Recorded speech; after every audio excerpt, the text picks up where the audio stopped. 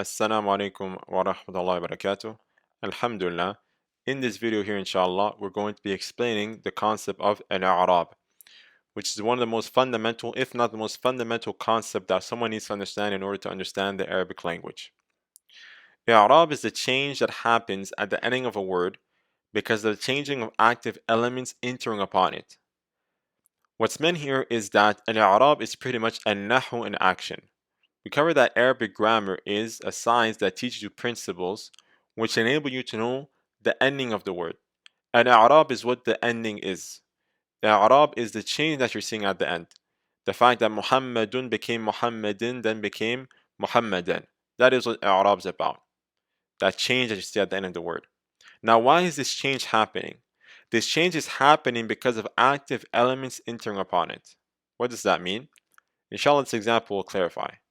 The word al-baytu ends with a dhamma, and this dhamma will change from a dhamma to a kasra, which is i'rab, the change that happens at the end of the word. Why is this going to happen? Because the changing of active elements entering upon it. For example, because of an active element like fi. This is just an example.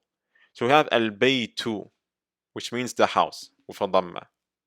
The dhamma here will change to a kasra when I say Muhammadun fil bayti.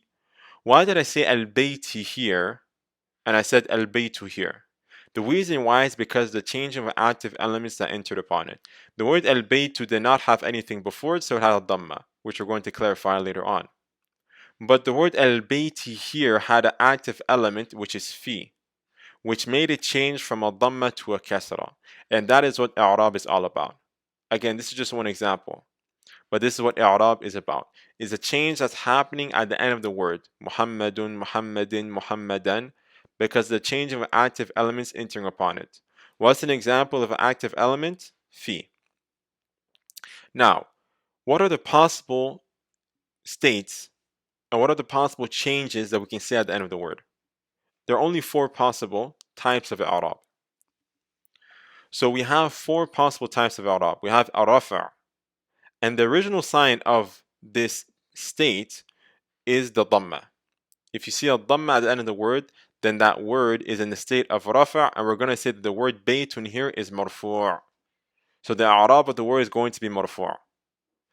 Another type of i'rab, or the second one, is a nasb. The original sign of a nasb is the fatha, baytan. Baytan here is going to be called mansub.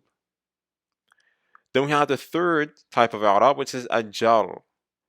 And it's also sometimes called al khafd. And the original sign of al-jar is the kasra, baytin. Baytin here is majrurun. The word baytin here is majrurun. Then we have al-jazm. Al-jazm is a sukun, or the original sign of a jazm is a sukun. Lam adhab. Adhab here, it will be called majzumun. So these are the different types of i'rab, and these are the signs for those states. If a word has one of these signs at the end of it, we're going to call it marfu' if it's a dhamma, or mansub if it's a fatha, or majrur if it's a kasra, or majzumun if it's a sukun. So that is a general introduction to the concept of an i'rab. Inshallah, in the second part, we're going to go into more details.